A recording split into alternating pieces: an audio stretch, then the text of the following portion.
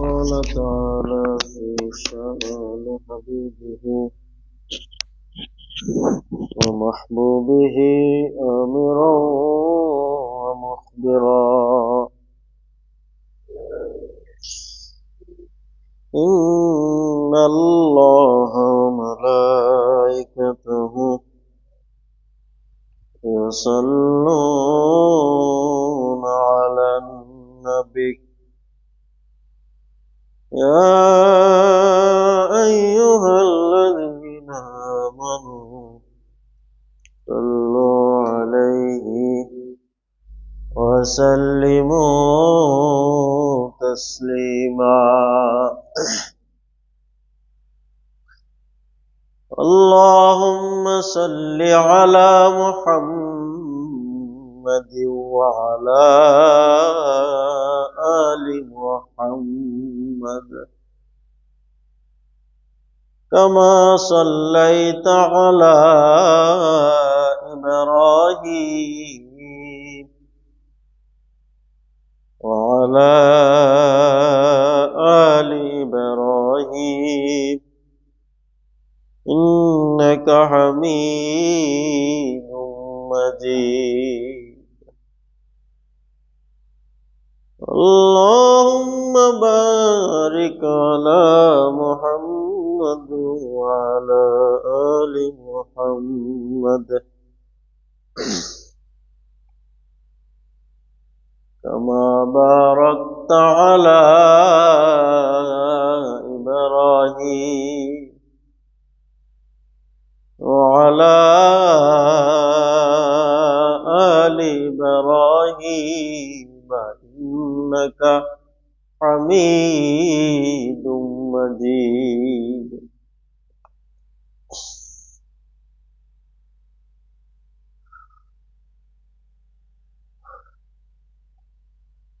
بلغ العلا بكماله كشف الدجى بجماله حسنت جميع خصاله صلوا عليه وآله محمد مصطفى أسوائے حسنا রাতেরও আধারে যেন চাঁদ মধু ছনা মালাওয়াল্লাউলা বিকামালিহি কাশাফাত দুজা বিজামালিহি حسنت جميع خصاله صلوا عليه وآله آمنت بالله سبحانك لا علم لنا إلا ما علمتنا إنك أنت العليم الحكيم وسبحانك لا فهم لنا إلا ما فهمتنا إنك أنت الجواد الكريم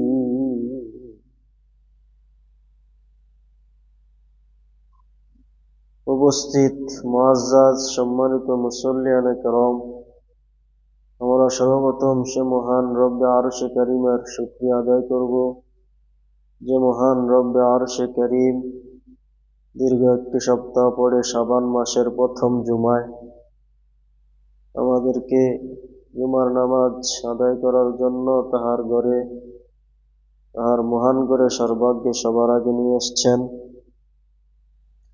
সেজন্য আল্লাহ সুবহানাহু ওয়া তাআলার শুকরিয়াকে আদায় করার লক্ষ্যে বিনয় অবনত হয়ে শ্রদ্ধা জনিত চিত্তে হৃদয়ের সবটুকুন আবেগ অনুভূতি, ভালোবাসা, উচ্ছ্বাসকে উজাড় করে বলি আলহামদুলিল্লাহ।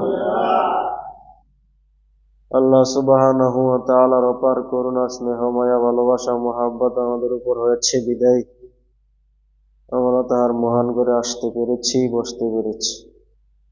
আল্লাহ চাইতো এই সংক্ষিপ্ত পরিসরে মেরাজুন নবী সাল্লাল্লাহু আলাইহি সাল্লাম সম্পর্কে কিঞ্চিত আলোকপাত করার তৌফিক পাবো বিফাদলিল্লাহিল আযীম ওয়া বিমাশিয়াতিল্লাহ ওয়া ইরাদাতিল্লাহ মা তাওফীকি ইল্লা বিল্লাহ আলাইহি তাওয়াক্কালতু ওয়া ইলাইহি উনীব। আমাদের আলোচনা চলতেছিল আল্লাহ সুবহানাহু ওয়া তাআলার প্রিয় হাবিব আল্লাহ তাআলার নির্দেশে, আল্লাহ তাআলার আদেশে রাতের এক অংশে আল্লাহ তাআলা জান্নাতি এক ক্ষুদ্র পানির মাধ্যমে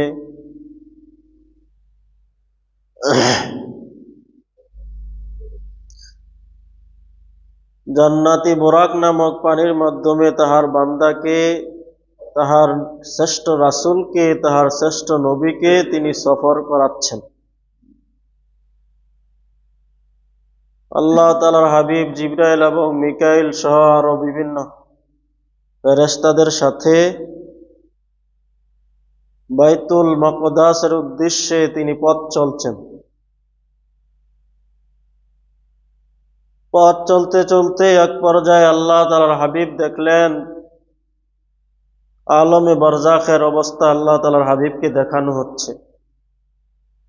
আল্লাহ তাআলার হাবিব দেখলেন কিছু মানুষ জমির মধ্যে বীজ বপন করছে। যেই দিন বপন করছে, লাগাচ্ছে, সেই দিনেই তাহা গাছ হয়ে সম্পূর্ণভাবে ওই গাছগুলো ফল দিচ্ছে, ওই দিনে কাটা হচ্ছে, ওই দিনে ফসল গড়ে নেওয়া হচ্ছে। সুবহানাল্লাহ। যেই দিন গাছ বা বীজ বপন করা হয় সেই দিনেই বীজগুলোকে গড়ে নেওয়া, বীজগুলো গাছ হয়ে ফল হচ্ছে, ফসল হচ্ছে, আর সেই ফসলগুলিকে সেই দিনে কেটে নিজের ঘরে নেওয়া হচ্ছে। এমনি একটা ফসল বীজ বপন করছে, তাহা ফল গাছ হচ্ছে, ফল হচ্ছে, তাহা কাটা হচ্ছে। আবার বীজ বপন করা হচ্ছে, গাছ হচ্ছে, ফসল হচ্ছে, ফল হচ্ছে, কাটা হচ্ছে, ঘরে নেওয়া হচ্ছে। এই অবস্থা দেখে আল্লাহ তাআলার প্রিয় হাবিব জিবরাইল আলাইহিস সালামকে জিজ্ঞাসা করলেন, একদিনেই বীজ বপন করা হচ্ছে, একদিনেই ফসল হচ্ছে, গাছ হচ্ছে, এত তাড়াতাড়ি ফলন হওয়া, এটা তো দুরূহ ব্যাপার। আমার কাছে এটা কেমন কেমন লাগছে, এটা জানতে চাই। জিবরাইল আলাইহিস সালাম বললেন, ইয়া রাসূলুল্লাহ, ইয়া হাবিবাল্লাহ, এই যে আপনি দেখতেছেন একদিনেই সবকিছু হচ্ছে, এগুলা হচ্ছে দুনিয়ায় আল্লাহ তাআলার ওই সমস্ত বান্দাদের আমল যারা দুনিয়ার মধ্যে আল্লাহ তাআলার একটা শ্রেষ্ঠ ইবাদত জিহাদ করে দুনিয়ার মধ্যে তারা আল্লাহ তাআলার পথে শহীদ হয়েছেন। তাদের উদাহরণ হচ্ছে এই ফসল। সুবহানাল্লাহ। জিহাদের, আল্লাহ তাআলার পথে জিহাদ করার পরে যেই ফল পাওয়া যায়, যেই ফসল পাওয়া যায়, যেই লাভ, যেই আল্লাহ তাআলার পথে শহীদ হলে যেই উপাদান, যেই বিনিময়, এর কোনো তুলনা হয় না। সেই তুলনাহীন বস্তুই আল্লাহ তাআলা আপনাকে আমাকে এই মরজগতে আলমে বারজাখের মধ্যে এগুলো দেখাচ্ছেন, যেগুলা হচ্ছে আল্লাহ তাআলার পথে যারা শহীদ হয় তাদের উপমা বা উদাহরণ।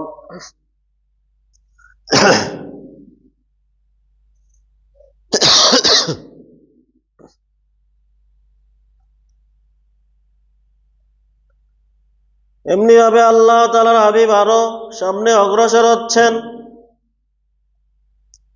দেখলেন কবর জগতে আলমে বারজাখে কিছু লোকের জিহ্বাকে তারা সারিবদ্ধভাবে দাঁড়িয়ে আছে। ওই লোকদের জিহ্বাগুলোকে ধারালো কাঁচি দ্বারা কর্তন করা হচ্ছে, কাটা হচ্ছে। এমনি যখন এক পাশ দিয়ে কাটতেছে, এক পাশ দিয়ে কেটে কেটে আরেক পাশ দিয়ে যাওয়া, শেষ পর্যন্ত শুরুর দিক দিয়ে আবার জিহ্বাগুলো একত্রিত হয়ে যাচ্ছে।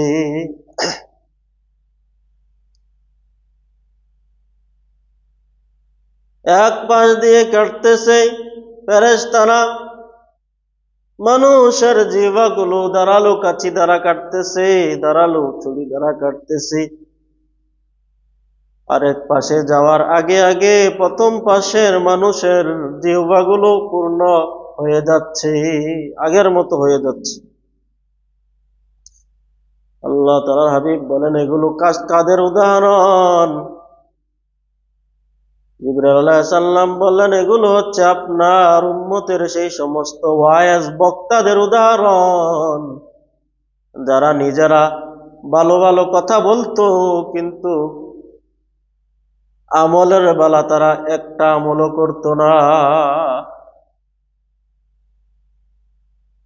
ইয়াকুলুনা মা লা তাফআলুন, তারা যা করতো না তারা সে কথা বলতো। ইয়াকুলুনা, তারা বলতো, মা ইয়াফআলুন, যা করতো না, তারা যা করতো না সেটাই বলতো। তারা মানুষদেরকে ভালো ভালো উপদেশ দিত, ভালো ভালো নসিহত করত, ওয়াজ করত, কিন্তু নিজেরা সেই ভালো কাজগুলো করতো না। বরং তারা ভালো ভালো উপদেশ দিয়ে ওই খারাপ কাজগুলোই, ওয়াজগুলো বেশি বেশি করত, বক্তাগুলো বেশি বেশি করত। এই জন্য দেখা যাচ্ছে আলমে বারজাখের মধ্যে তাদের জিহ্বাগুলো ফেরেশতারা ছুরি দিয়ে, কাঁচি দিয়ে কর্তন করতেছে, কাটতেছে। আল্লাহ সুবহানাহু ওয়া তাআলা আমাদের সকলকে যা বলি, যা বলবো, তা যেন আমরা প্রত্যেকেই আমলের নিয়তে বলতে পারি এবং আমরা নিজেরাও আমল করতে পারি, সেই তৌফিক আল্লাহ তাআলা আমাদেরকে দান করুন। আমিন। মুসলমান ভাইয়েরা আমার, এভাবে চলতে চলতে আল্লাহ তাআলার হাবিব এক পর্যায়ে বাইতুল মাকদিস, মসজিদে আকসায় পৌঁছে গেলেন। তিনি পৌঁছে তাহার বোরাকটাকে মসজিদে আকসার দরজার একটা পাটের মধ্যে বেঁধে নিলেন। সেটাকে জিবরাইল আমিন সেই দরজাটা একটা পাটের মধ্যে ছিদ্র করলেন, সেই ছিদ্রের মধ্যে বোরাকটাকে বেঁধে নিলেন। যেই দরজার মধ্যে অন্যান্য নবীরাও তাদের পশুগুলোকে বাঁধতেন, সেই জায়গার মধ্যেই জিবরাইল আমিন আলাইহিস সালাতু ওয়াস সালাম ছিদ্র করলেন। অনেক দিন পর্যন্ত নবীর আগমন বন্ধ থাকায় সেই ছিদ্রটা বন্ধ হয়ে গিয়েছিল। সুতরাং মসজিদে প্রবেশ করলেন। মসজিদে প্রবেশ করে আল্লাহ তাআলার প্রিয় হাবিব 2 রাকাত দুখুল লিল মসজিদের নামাজ আদায় করলেন। 2 রাকাত নামাজ পড়লেন। নামাজ পড়ে আল্লাহ তাআলার হাবিব অপেক্ষা করতে লাগলেন। আল্লাহ তাআলার হাবিব বলেন, আমি অপেক্ষায় রইলাম। তারই মধ্যে আজান দেওয়া হলো।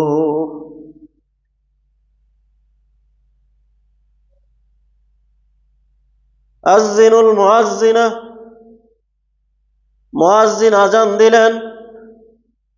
আমি অপেক্ষা করতে লাগলাম কে ইমামতি করবে। আমি অপেক্ষায় রইলাম। জিবরাইল আলাইহিস সালাম বললেন, আম্মিনি জিবরাইল আলাইহিস সালাতু ওয়াস সালাম, আম্মানি জিবরাইল আলাইহিস সালাতু ওয়াস সালাম। জিবরাইল আলাইহিস সালাম আমাকে ইমাম বানালেন। আল্লাহ তাআলার হাবিব বলেন, আমি অপেক্ষা করতে লাগলাম। ইমামতি করার শখ আমার ছিল না, আগ্রহ আমার ছিল না, কিন্তু তিনি আমাকে ইমাম বানালেন। আমি ইমামতি করলাম, নামাজ আদায় করলাম। নামাজ আদায় করে শেষ করার পরে জিবরাইল আলাইহিস সালাম বললেন, ইয়া মুহাম্মাদু, এ মুহাম্মদ, আপনি জানেননি কারা আপনার পিছনে মুক্তাদি হয়েছে? কয় না, আমি তো জানি না। জিবরাইল আলাইহিস সালাম বললেন, পৃথিবীর শুরু থেকে অদ্যাবধি নামাজ পর্যন্ত যত নবী এবং রাসূল এবং ফেরেশতা আল্লাহ তাআলা প্রেরণ করেছেন, পাঠিয়েছেন, বানিয়েছেন, সকলেই আজকে আপনার পিছনে আপনার ইমামতিতে তারা নামাজ আদায় করেছে। সুবহানাল্লাহ। আপনাকে আল্লাহ তাআলা আজকে এত সম্মানিত করেছেন যে সকল নবী এবং রাসূলের ইমাম বানিয়ে দিয়েছেন। এই জন্য আল্লাহ তাআলার হাবিবকে বলা হয় ইমামুল মুরসালিন, সকল নবী এবং রাসূলদের ইমাম।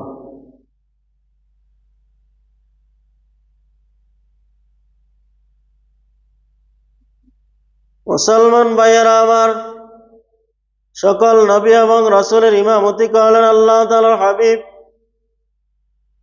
তারপরে আল্লাহ তাআলার হাবিবের কাছে 4টি পানপাত্র আনা হলো।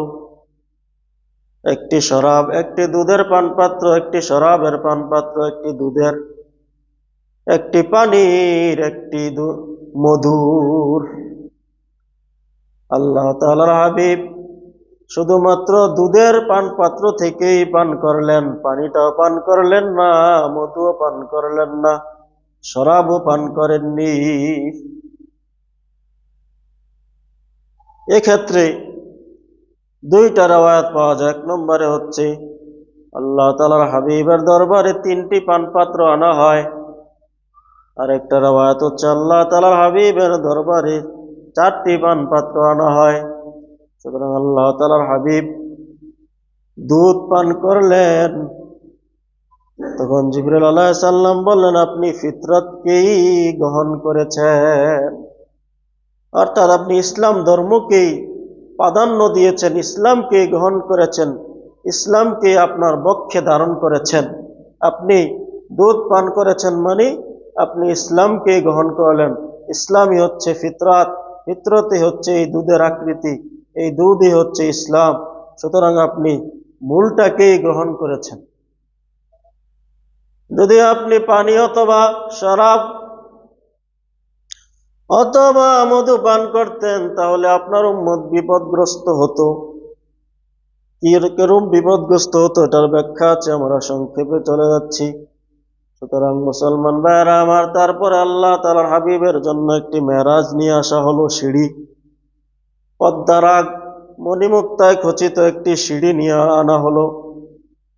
সেই সিঁড়িতে চড়ে আল্লাহ তাআলার হাবিব চলে গেলেন প্রথম আসমানের দ্বার প্রান্তে। প্রথম আসমানের দ্বার প্রান্তে চলে গেলেন, বাইতুল হাফাজা, প্রথম আসমানের দ্বার রক্ষক, ফেরেশতা দ্বার রক্ষী, যিনি প্রথম আসমানের দ্বার রক্ষী কাজে নিয়োজিত, সেই ফেরেশতাকে নক করা হলো। সেই ফেরেশতাকে নক করা হলে বলা হলো, আল্লাহ তাআলার কি নির্দেশ আছে? আল্লাহ তাআলা কি আপনাদেরকে ডেকে পাঠিয়েছেন? হ্যাঁ, আল্লাহ তাআলা নির্দেশ আছে। সাথে সাথে বাইতুল হাফাজা, বাবুল হাফাজা, দরজা খুলে দেওয়া হলো। আল্লাহ তাআলার হাবিব প্রথম আসমানে উঠেই দেখলেন সাইয়্যিদুনা আদম আলাইহিস সালাতু ওয়াস সালাম বসে আছেন। তার এক পাশে মানব আকৃতি ছোট ছোট, তিনি ডান দিকে চেয়ে হাসেন। আরেক পাশে কিছু মানব আকৃতি সেগুলোর দিকে চেয়ে চেয়ে কাঁদেন। আল্লাহ তাআলা হাবিব বলেন, আমি প্রথম আসমানে উঠে আদম আলাইহিস সালাতু ওয়াস সালামকে সালাম দিলাম। তিনি সালামের উত্তর দিলেন, আমাকে সংবর্ধনা দিলেন, হে আমার ছেলে, হে আমার সন্তান, তোমার কল্যাণকর হোক। সুতরাং প্রথম আসমানে বাবা আদম আলাইহিস সালামকে জিজ্ঞাসা করলেন, আপনি ডান দিকে তাকিয়ে হাসেন, বাম দিকে তাকিয়ে কাঁদেন, কারণ কি? ওই ডান দিকে তাকিয়ে যে হাসি সেগুলো হচ্ছে জান্নাতি, আর যেহেতু তারা জান্নাতি হবে এজন্য আমি হাসি। আর বাম দিকে তাকিয়ে আমি কাঁদি এই জন্য যেগুলো জাহান্নামী হবে। কথোপকথন করে আদম আলাইহিস সালামের সাথে অনেক কথোপকথন করার পরে আমি চলে গেলাম দ্বিতীয় আসমানে। দ্বিতীয় আসমানে যাওয়া হলো আগের মতোই, বাবুল হাফাজা, দ্বিতীয় আসমানের দ্বাররক্ষী একই প্রশ্ন করলেন, আল্লাহ তাআলা কি আপনাদেরকে ডেকে পাঠিয়েছেন? হ্যাঁ, পাঠানো হয়েছে। তিনি দরজা খুলে দিলেন, দ্বিতীয় আকাশে উঠে দেখলেন ঈসা এবং ইয়াহইয়া আলাইহিস সালাতু ওয়াস সালাম।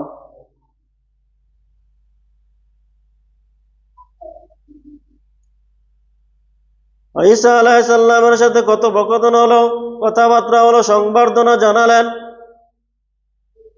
তারপরে তৃতীয় আসমানে সাইয়্যিদুনা ইউসুফ আলাইহিস সালামের সাথে কথোপকথন হলো, দেখা হলো। আল্লাহ তাআলার হাবিব বলেন, সাইয়্যিদুনা ইউসুফ আলাইহিস সালামকে পৃথিবীর সব সৌন্দর্যের 2/3 দেওয়া হয়েছে। সুতরাং ইউসুফ আলাইহিস সালামের সাথে তৃতীয় আসমানে কথা হলো। তারপরে আমি চলে গেলাম চতুর্থ আসমানে, ইদ্রিস আলাইহিস সালামের সাথে কথা হলো। পঞ্চম আকাশে হারুন আলাইহিস সালাম, ষষ্ঠ আকাশে মূসা আলাইহিস সালাম, সপ্তম আসমানে সাইয়্যিদুনা ইব্রাহিম আলাইহিস সালামের সাথে দেখা হলো। তিনি বলেন, আল্লাহ তাআলার খলিল দেখলাম বাইতুল মামুরের দেয়ালের মধ্যে টেক লাগিয়ে বসে আছেন। তাহার কাছে ছোট ছোট ছেলে মেয়েরা। সুতরাং বাইতুল মামুরে তিনি টেক লাগিয়ে বসে আছেন। সেই বাইতুল মামুরে হচ্ছে ফেরেশতাদের কিবলা। যেই বাইতুল মামুরে প্রত্যেক দিন 70,000 ফেরেশতা সেখানে নামাজ আদায় করেন। যেই 70,000 ফেরেশতা বাইতুল মামুরে একদিন নামাজ আদায় করেন কিয়ামত পর্যন্ত, আর ওই 70,000 ফেরেশতা দ্বিতীয়বার আর বাইতুল মামুরে নামাজ আদায় করার সুযোগ পাবে না। তাহলে মুসলমান ভাইয়ারা আমার, কত সংখ্যক ফেরেশতা আল্লাহ তাআলা এই ধরাধামে পাঠিয়েছেন, পাঠাবেন এবং সৃষ্টি করেছেন। সুতরাং বাইতুল মামুরে আল্লাহ তাআলার হাবিবের সাথে খলিল ইব্রাহিম আলাইহিস সালামের কথোপকথন হলো, সংবর্ধনা দিলেন, সংবর্ধনা জানালেন। সপ্তম আসমানের পরে জিবরাইল আলাইহিস সালাম। সুতরাং মসজিদে হারাম থেকে বাইতুল আকসা পর্যন্ত একটা আরোহণ হলেন, সেটার নাম হচ্ছে বরাক। দ্বিতীয় বাইতুল মাকদাস থেকে, মসজিদে আকসা থেকে সপ্তম আসমান পর্যন্ত না, প্রথম আসমানের পর্যন্ত আল্লাহ তাআলার হাবিব সিঁড়ির মাধ্যমে আরোহণ করলেন, সিঁড়ি দিয়ে সফর করলেন। প্রথম আসমান থেকে 7 আসমান পর্যন্ত আল্লাহ তাআলার হাবিব ফেরেশতাদের মাধ্যমে তিনি আরোহণ করলেন। সপ্তম আসমান শেষে আল্লাহ তাআলার হাবিব জিবরাইল আলাইহিস সালামের মাধ্যমে তিনি চলে গেলেন সিদরাতুল মুনতাহার নিকটে।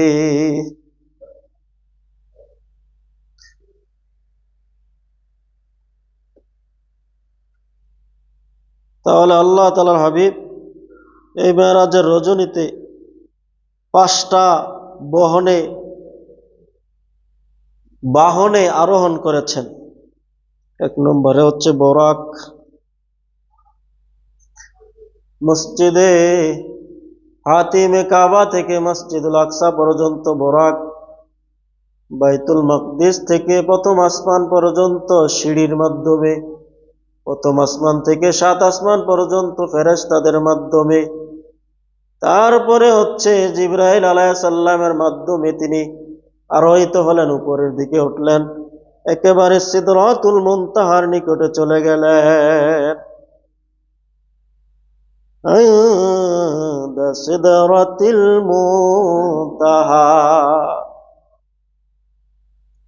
সিদরাতুল অর্থ হচ্ছে বড়ুই, মুনতাহা অর্থ হচ্ছে শেষ প্রান্ত, দিগন্ত, দিকের শেষ। সুতরাং আল্লাহ তাআলার পক্ষ থেকে যা কিছু আছে, যা কিছু দুনিয়ার মধ্যে আল্লাহ তাআলা পাঠাবেন, সেগুলো সিদরাতুল মুনতাহা বড়ুই গাছের কাছে এসে থামে। তারপরে এই বড়ুই গাছের কাছ থেকে জিবরাইল আলাইহিস সালাম এগুলো নিয়ে আসেন, আর দুনিয়া থেকে যা কিছু ওঠার সেগুলো ওই সিদরাতুল মুনতাহার নিকটে গিয়ে থামে।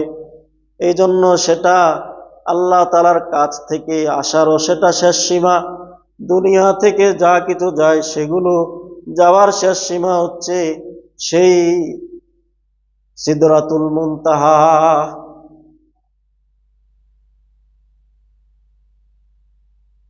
প্রান্ত সীমার বড়ই বৃক্ষ। সুতরাং আল্লাহ তাআলার হাবিব বলেন, সেখানে আমি সেই বড়ই বৃক্ষকে অনেক কিছু ডেকে রাখতে দেখেছি, যে স্বর্ণের প্রজাপতি সহ আরো কত কিছু যে ওই বড়ই গাছকে ডেকে রেখেছে, এটা আমি ভাষায় প্রকাশ করতে পারবো না।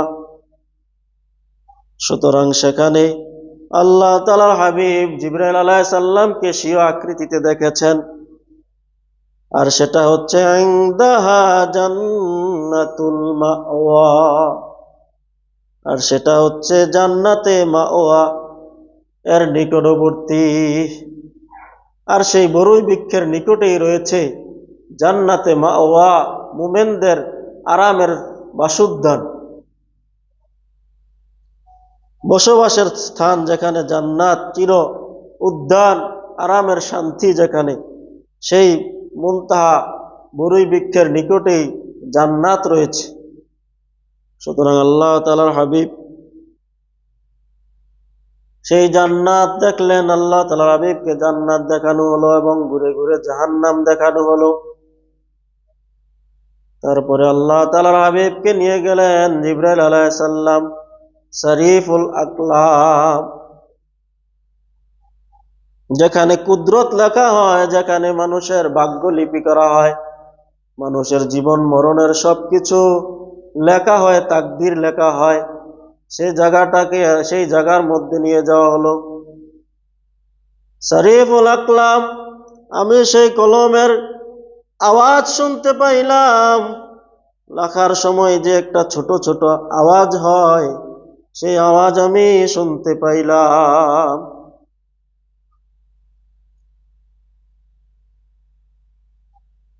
সুতরাং নবম, সপ্তমে, অষ্টমে দেখলেন আল্লাহ তাআলার হাবিব সিদরাতুল মুনতাহা, নবমে দেখলেন আল্লাহ তাআলার হাবিব শরীফুল আকলাম।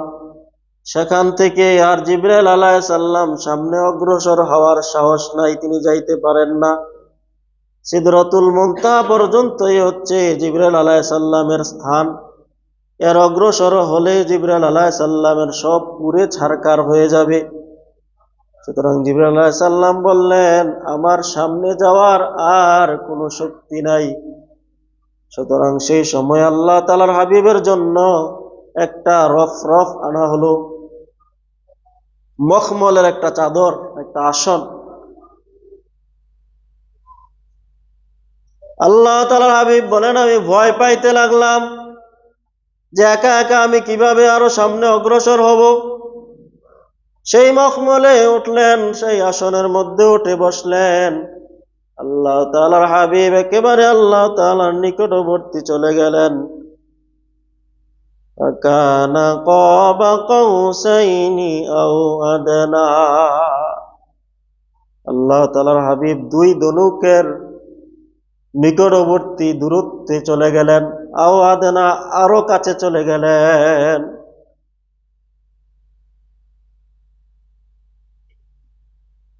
সুতরাং আল্লাহ তাআলার হাবিব আল্লাহ তাআলার একেবারে নিকটে চলে গেলেন। তিনি যে আল্লাহ তাআলার নিকটে যাবেন ভয় পাইতেছেন, আল্লাহ তাআলার হাবিবের ভয়কে দূরীভূত করার জন্য আল্লাহ তাআলা একটা আওয়াজ দিলেন। সেই আওয়াজটা ছিল আবু বকর সিদ্দিক রাদিয়াল্লাহু তাআলা আনহু এর আওয়াজ। কথার একটা আওয়াজ তার কর্ণকুহরে বাজতেছিল, যাতে করে আল্লাহ তাআলার হাবিবের ভয়টা দূর হয়ে যায়। যে চীনা পরিচিত একটা আওয়াজ যখন অপরিচিত জায়গার মধ্যে যায়, যদি চীনা পরিচিত মানুষ পায় তাহলে সাহস বেড়ে যায়। তাই আল্লাহ তাআলার হাবিবের ভয়কে দূর করার লক্ষ্যে তাহার প্রিয় বন্ধু আবু বকর সিদ্দিক রাদিয়াল্লাহু তাআলা আনহুর আওয়াজকে তাহার কর্ণকুহরে সদা বাসাতে লাগলেন। সুতরাং আল্লাহ তাআলার হাবিব চলে গেলেন আল্লাহ তাআলার একেবারে নিকটে। আওহা ইলা আবদিহি মা আওহা। আল্লাহ তাআলা বলেন, আমি আমার বান্দার কাছে যা কিছু পাঠানোর, যা কিছু দেওয়ার, যা কিছু দান করার, আমি সব কিছু আমি আমার হাবিবকে সেই রজনীতে দান করলাম। সুতরাং আল্লাহ তাআলা হাবিব সেই রজনীতে আল্লাহ তাআলাকে সচক্ষে দেখেছেন কি দেখেন না এই নিয়ে মতানৈক্য আছে। তবে আহলুস সুন্নাহ ওয়াল জামাতের সহিহ বিশুদ্ধ আকীদা হচ্ছে, প্রসিদ্ধ আকীদা হচ্ছে, রাআইতু রাব্বি আযজা ওয়া জাল ফি সূরাতিহি। আল্লাহ তাআলার হাবিব তাহার মাবুদকে আল্লাহ তাআলাকে সচক্ষে দেখেছেন। সুবহানাল্লাহ। আল্লাহ তাআলাকে দেখেছেন, তবে আল্লাহ তাআলার সম্পূর্ণ কুদরতি আকৃতিকে তিনি বেষ্টনীতে আনতে পারেন নাই, কিন্তু দেখেছেন। এটা সকল মুহাদ্দিস এবং মুফাসসিরিনে কেরাম এই ব্যাপারে প্রসিদ্ধ মত রয়েছে। সুতরাং আল্লাহ তাআলার হাবিব সেই দিন আল্লাহ তাআলার হাবিবকে তিনটা বস্তু দান করলেন। এক নম্বরে আল্লাহ তাআলার হাবিবকে সূরাতুল বাকারার শেষের তিনটা আয়াত দান করলেন, যে আয়াতগুলো আল্লাহ তাআলার আরশের নিচে, খাজানার নিচে ছিল। অর্থাৎ সেই আয়াতগুলোর বিষয়বস্তু দান করলেন। আমানার রাসূলু বিমা উনজিলা ইলাইহি মির রাব্বিহি ওয়াল মুমিনুন।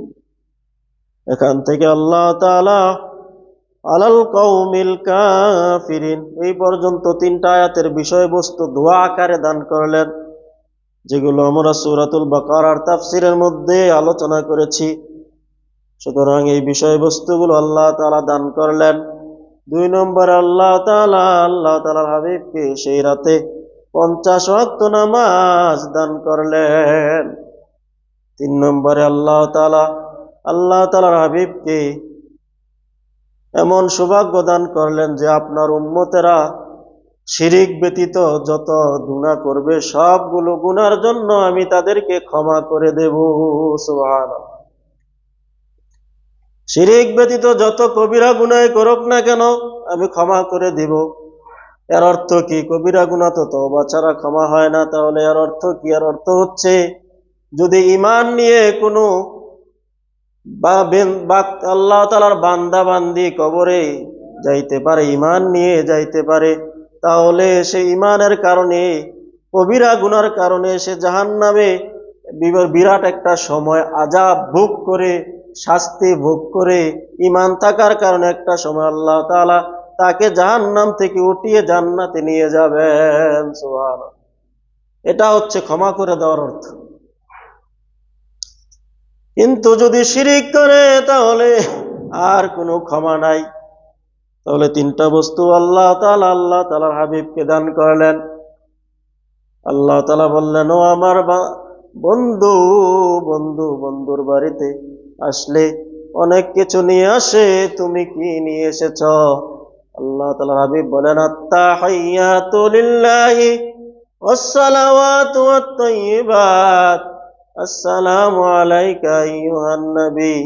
আমার যত মৌখিক ইবাদত, মৌখিক প্রশংসা, আত্তাহিয়া যত প্রশংসা আছে, আত্তাহিয়াতু লিল্লাহি, সকল প্রশংসা আপনার জন্য আমি এগুলো নিয়ে এসেছি। মুসলমান ভাইয়েরা আমার, যখন আল্লাহ তাআলার হাবিব আল্লাহ তাআলার এই তিনটা উপঢৌকন নিয়ে ফিরে আসছেন, সপ্তম আসমানে ইব্রাহিম আলাইহিস সালাম কিছুই বলেন নাই। যখন ষষ্ঠ আসমানে আসলেন, তখন মূসা আলাইহিস সালাম বললেন, হে আমার বন্ধু, হে আমার ভাই, আমি আমার উম্মতদেরকে অনেক যাচাই বাছাই করে দেখেছি, তাদের উপর 3 রাকাত নামাজ, 3 ওয়াক্ত নামাজ ফরজ ছিল। সেই 3 ওয়াক্ত নামাজে তারা সঠিকভাবে আদায় করতে পারে নাই। আর আপনার উম্মত তো আরো দুর্বল, সুতরাং আপনার উম্মত কিভাবে 50 ওয়াক্ত নামাজ আদায় করবে? আপনি আল্লাহ তাআলার কাছে বলে আরো কমিয়ে আনুন। আপনি আল্লাহ তাআলার কাছে বলেই আরো কমিয়ে নিয়ে আসুন। এভাবে 9 বার পদচারণ করলেন, আসা যাওয়া করলেন। যখনই তিনি ফিরে আসেন, তখনই বলেন, আরো কমিয়ে আসুন, কমিয়ে নিয়ে আসুন।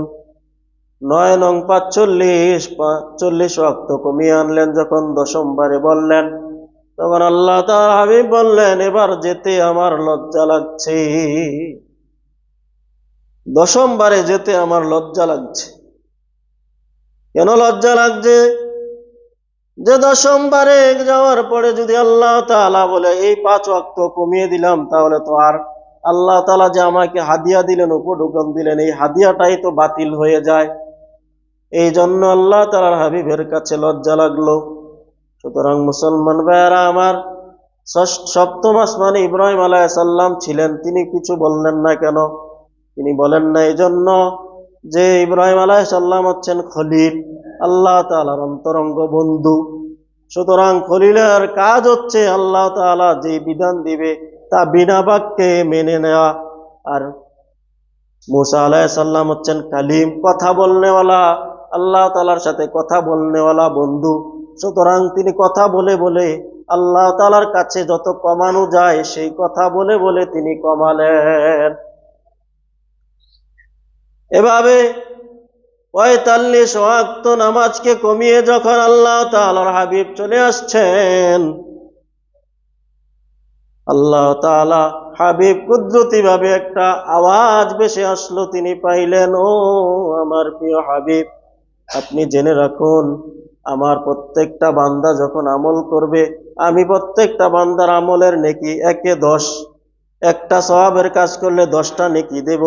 সুতরাং আমার আমল, আমার কথা ঠিকই আছে 50 ওয়াক্ত, কিন্তু 5 ওয়াক্ত দিয়েছি, কিন্তু সওয়াবের ক্ষেত্রে 1-এ 10, সুতরাং 5-এ 50 ওয়াক্তের সওয়াব আমি আল্লাহ তাআলা আপনার বান্দার আমল নামায় দিয়ে দেব। আপনার উম্মতেরা যখন 5 ওয়াক্ত নামাজ যথাযথভাবে সঠিকভাবে আদায় করবে, আমি 1-এ 10 করে তাকে 50 ওয়াক্ত নামাজের সওয়াব আমি আপনার উম্মতের আমল নামার মধ্যে পরিপূর্ণভাবে দিয়ে দেব। তাহলে আল্লাহ তাআলা 50 ঠিকই রেখেছেন, কিন্তু আমাদেরকে আদায় করার জন্য দিয়েছেন 5, সওয়াবও দিবেন 50-এরই। মুসলমান ভাইয়েরা আমার, তারপরে আল্লাহ তাআলার হাবিব এভাবে চলে আসলেন 5 ওয়াক্ত নামাজ নিয়ে, চলে 3টা উপঢৌকন হাদিয়া নিয়ে যখন চলে আসলেন, রাত্র শেষ হয়ে গেল, ফজর নামাজ পড়ে তিনি হাতিমে কাবার মধ্যে, বাইতুল্লাহর মধ্যে বসে আছেন। বাইতুল্লাহর মধ্যে যখন বসে আছেন, সেই বসা অবস্থায় দেখে আবু জাহেল রাস্তা ধরে যাচ্ছে। আবু জাহেল বলতেছে, মুহাম্মদ, কোনো নতুন খবর আছে নাকি? বলে, চাচা যান, হ্যাঁ নতুন খবর আছে। কি খবর আছে? আমি তো গত রাত্রে বাইতুল্লাহর মসজিদে হারম থেকে বাইতুল মাকদিস হয়ে আমি আল্লাহ তাআলার কুদরতি সফর করে আসছি। যখন আবু জাহেল এই কথা শুনলো, কি বলতেছো তুমি? বলে, হ্যাঁ সত্যই আমি সফর করে আসছি। বলে, আপনি কি সফর করে আসছেন? হ্যাঁ সফর করে আসছি। সুতরাং আপনি এখানে বসে থাকুন, আমি আশেপাশের যত মানুষ আছে তাদেরকে নিয়ে আসি। আপনি কি তাদের কাছে এই কথা বলতে পারবেন? হ্যাঁ বলতে পারবো।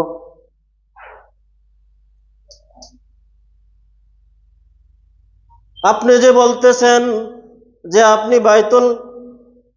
মসজিদে হারাম হয়ে বাইতুল মাকদিস একই রাতে সফর করে আসছেন, যখন এই বাইতুল মাকদিস থেকে, বাইতুল্লাহ থেকে, মসজিদে হারাম থেকে বাইতুল মাকদিস সফর করতে লাগে 2 মাস, যাইতে 1 মাস, আইতে 1 মাস। সুতরাং 2 মাসের সফর আপনি রাতের একটা সামান্য সময় করে এসেছেন। এই কথা কি আমি অন্যান্য মানুষদেরকে আনলে বলবেন কিনা, না অস্বীকার করবেন? কয়, না আমি অস্বীকার করবো না, নিয়ে আসো। যখন আবু জাহেল নিয়ে আসলেন, সাথে সাথে সকলেই এই কথা শুনে কেউ জিন্দিক হয়ে গেল, ইসলাম থেকে ফিরে গেল। নতুন মুসলমান যারা হয়েছে তারা অনেকেই জিন্দিক হয়ে গেল। আশ্চর্যের খবর, কি বলে মুহাম্মদ কি পাগল হয়ে গেল নাকি? কেউ মুহাম্মদকে পাগল বলতে লাগলো, কেউ মুহাম্মদকে জাদুকর বলতে লাগলো, কেউ মাথার মধ্যে চাপড় দিতে লাগলো, মাথার মধ্যে আঘাত করতে লাগলো হাত দিয়ে। মুহাম্মদ কি বলতেছে? কেউ জিন্দিক হয়ে গেল, মুসলমান থেকে ফিরে আসলো, অস্বীকার করতে লাগলো। এটা কিভাবে সম্ভব? মুহাম্মদ রাতের কিছু অংশের মধ্যেই এত বড় সফর, যেই জায়গা থেকে আসতে যাইতে 2 মাস লাগে, মুহাম্মদ নাকি রাতের সামান্য সময়ে সফর করে এসছে। এই কথা শুনে অনেকেই এরকম ভাবে কাফের হয়ে গেল, জিন্দিক হয়ে গেল। কেউ মাথার মধ্যে তাদের হাত চপট আঘাত করতে লাগলেন। তাহলে অনেকেই অস্বীকার করতে লাগলেন, অবিশ্বাস করতে লাগলেন, মুহাম্মদ এটা কি বলতেছে। দৌড়াইয়া গেলেন আবু বকর সিদ্দিক রাদিয়াল্লাহু তাআলা আনহুর কাছে। এই সুযোগ, আবু বকর তো মুহাম্মদকে অনেক বিশ্বাস করে, মনে প্রাণে বিশ্বাস করে, যাই এই সুযোগ আবু বকরকে বাগে আনার। আবু বকর যদি এই কথাকে অস্বীকার করে তাহলেই তো মুহাম্মদের থেকে ছোটানো যাবে। যখন আবু বকর সিদ্দিক রাদিয়াল্লাহু তাআলা আনহুর কাছে গিয়ে বললেন, আবু বকর সিদ্দিক রাদিয়াল্লাহু তাআলা আনহু বললেন, যদি আমার নবী মুহাম্মদ সাল্লাল্লাহু আলাইহি ওয়াসাল্লাম এই কথা বলে থাকে তাহলে বিন্দু মাত্র মিথ্যা বলে নাই, সত্য বলেছে। এটা আমি বিনা দ্বিধায় সত্যায়ন করে নিলাম। আমি সত্যায়ন করলাম, যদি আমার নবী বলে থাকে হ্যাঁ এই সফর করেছে, তুমি কি বলো? হ্যাঁ করেছে এই সফর। আল্লাহ, আমি তো আরো কত আশ্চর্য ঘটনা আল্লাহ তাআলার থেকে ওহী প্রত্যেক দিন আসতেছে, আল্লাহ তাআলার হাবিব নিতেছেন, সুতরাং এর থেকে আরো কঠিন খবর আমি শুনতেছি, এটা কেন বিশ্বাস করব না? আমার নবী বলে থাকলে অবশ্যই তিনি এই সফর রাত্রিতে করেছেন। তাহলে মুহাম্মদ সাল্লাল্লাহু আলাইহি ওয়াসাল্লাম 2 মাসের এই সফরকে রাতের সামান্য সময়ে করেছেন, এটা অনেকেই বিশ্বাস করে নাই। আবু জাহেল বলল তখন যে মুহাম্মদ পাগল হয়ে গেছে। আল্লাহ তাআলা কাউন্টার দিচ্ছেন, মা দল্লা সাহিবুকুম ওয়া মা গাওয়া, তোমাদের সাথী মুহাম্মদ পাগল হয়নি। মা দল্লা সাহিবুকুম ওয়া মা গাওয়া, তোমাদের সাথী বিভ্রান্ত হয়নি, তোমাদের সাথী পথহারা হয়নি, তোমাদের সাথী যা বলছে তা সব সত্য বলছে। ওমা ইয়ান্তিকু আনিল হাওয়া, তিনি তাহার মন থেকে কোনো কিছুই বলছেন না। ইন হুয়া ইল্লা ওয়াহয়ু ইউহা, আল্লাহ তাআলা যা ওহী করছেন তাই তিনি বলতেছেন। মুহাম্মদ আর গজনা গুফতা তা না গুফতা জিব্রাইল, জিব্রাইল হারগজ না গুফতা তা না গুফতা রব্বুল জলিল। মুহাম্মদ সাল্লাল্লাহু আলাইহি সাল্লাম ততক্ষণ পর্যন্ত কিছুই বলেন না যতক্ষণ পর্যন্ত না জিব্রাইল কিছু বলে, জিব্রাইল ততক্ষণ পর্যন্ত কিছুই বলে না যতক্ষণ পর্যন্ত না আল্লাহ তাআলা কিছু বলে। সুতরাং আল্লাহ তাআলা যা বলেছেন মুহাম্মদ তাই শুনিয়েছেন। সুবহানাল্লাহ। তাহলে ভাইয়ারা আমার, বন্ধুরা আমার, এই যে ওহির এই ঘটনা, এই সফরের মেরাজের ঘটনা, ইসরার ঘটনা, আরবের লোকেরা তখন যেহেতু বিমান আবিষ্কার হয়নি, রকেট লঞ্চার আবিষ্কার হয়নি, এত দ্রুত অভিযান ছিল না, যান ছিল না, গাড়ি ছিল না, শুধু ঘোড়ার সফর ছিল। সুতরাং তারা অনেকেই বিশ্বাস করতে পারেনি। তাহলে এত আশ্চর্যজনক, এত বিস্ময়কর একটা ঘটনা কি আবু বকর কিভাবে সত্যায়ন করলেন? এই সত্যায়নের নামই হচ্ছে মুসলমান, এই সত্যায়ন করার নামই হচ্ছে আনুগত্য। সুতরাং আমরা মুসলমান এরকম ভাবে, যেরকম ভাবে কাফেররা আল্লাহ তাআলার এই সফরকে আশ্চর্যজনিত হয়ে অনেকে বিশ্বাস করতে পারে না, জিন্দিক হয়ে গেছে, নাস্তিক হয়ে গেছে, কাফের হয়ে গেছে, ঠিক তদ্রূপ ভাবে আমরা মুসলমানও যখন শুনি যে শরীয়তের আইন বাংলাদেশে বাস্তবায়ন করতে হবে, বাস্তবায়ন করার কথা যখন যারা বলে, তখন আমরা ওই কাফেরদের মতো যেরকম ভাবে কাফেররা অবিশ্বাস করেছে, ঠিক তদ্রূপ ভাবে আমরাও অবিশ্বাস করে যারা গণতন্ত্রে বিশ্বাসী, যারা বস্তুতন্ত্রে বিশ্বাসী, তাদেরকে আমরা এরকম ভাবে সত্যায়ন করি। আমরা যখনই শরীয়তের কিছু শুনি, কোরআনের কিছু শুনি যে কোরআনের শরীয়তের আইন বাস্তবায়ন করা হবে, তখন যেরকম ভাবে কাফেররা আল্লাহ তাআলার হাবিবের সফরটাকে আশ্চর্যজনক মনে করেছে, কঠিন মনে করেছে, এরকম ভাবে আমরাও শরীয়তের আইনটাকে এত কঠিন মনে করি, আর এরকম ভাবে অবাস্তব মনে করি যে এটা কিভাবে সম্ভব।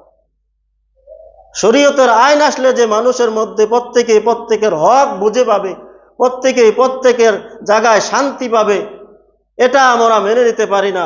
আর শরীয়ত আসবে এটাকে আমরা অস্বীকার করে দিই। শরীয়তটাকে আমাদের কাছে আশ্চর্য মনে হয় যে শরীয়ত পালন করলে আমাদের মা বোনেরা ঘর থেকে বের হতে পারবে না, আমাদের উপর কাঠিন্যতা এসে যাবে না, কাঠিন্যতা আসবে না।